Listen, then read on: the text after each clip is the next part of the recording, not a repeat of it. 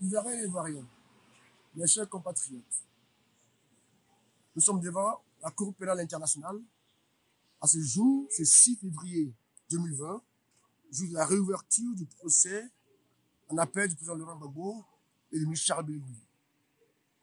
Acquittés, mais toujours maintenus dans les liens de la détention. Nous voulons que le droit soit dit, car des acquittés n'ont rien à faire en prison ou dans une quelconque liberté sous condition. Nous posons la question de savoir, le camp Ouattara répond quand? On nous a toujours dit, la procureure Fatou Bensouda nous a toujours dit, bientôt, le camp Ouattara répondra.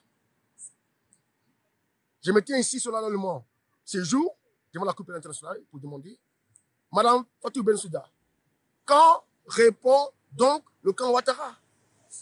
Je vous remercie.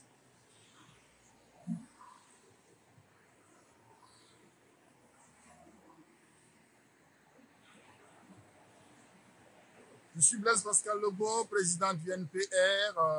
Je vous remercie, madame.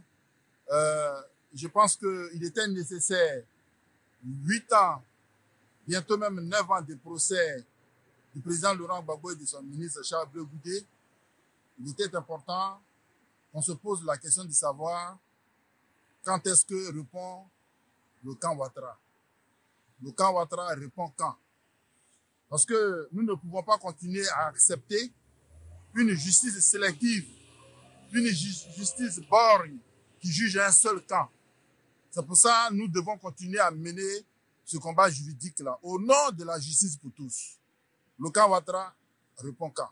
Parce que dans les cas, il y a eu quand même des crimes qui ont été dénombrés par les nombreuses associations internationales, même l'ONU. Donc, je crois que la CPI ne va pas continuer à harceler un seul camp. Le camp Ouattara répond quand? Je vous remercie. Merci beaucoup, chers compatriotes ivoiriens, chers compatriotes d'Afrique.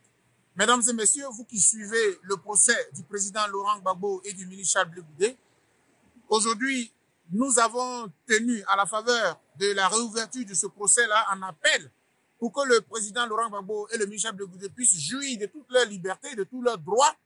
Nous avons profité de cette occasion-là pour nous interroger. Et nous nous interrogeons à la face du monde. Ce procès a quand même opposé deux parties qui se sont affrontées. Le camp du président Laurent Gbagbo a été jugé depuis pratiquement le 30 novembre 2011 que le président a été déféré ici, à La Haye. Le ministre Charles Blé Goudié l'a rejoint toujours à La Haye au mois de mars 2014. Et le 15 janvier 2019, tous les deux ont été acquittés. Très bien.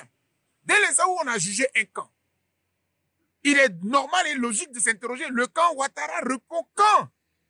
Et qui plus est, le chef de la rébellion ivoirienne, M. Guillaume Soro Kibafori, de plus en plus à travers la presse, lui-même fait des révélations selon lesquelles il a mené le coup d'État, en tout cas les atteintes à la sécurité de l'État en 2002, en septembre 2002, pour le compte de M. Alassane Ouattara. Cela veut dire que la rébellion elle-même, elle reconnaît avoir massacré les populations ivoiriennes.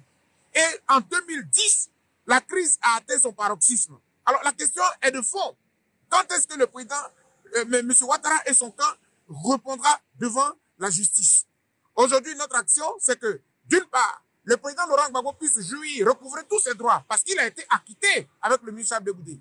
Mais alors, il est temps maintenant que la justice de la Cour pénale internationale se saisisse du dossier de M. Ouattara pour que justice soit rendue.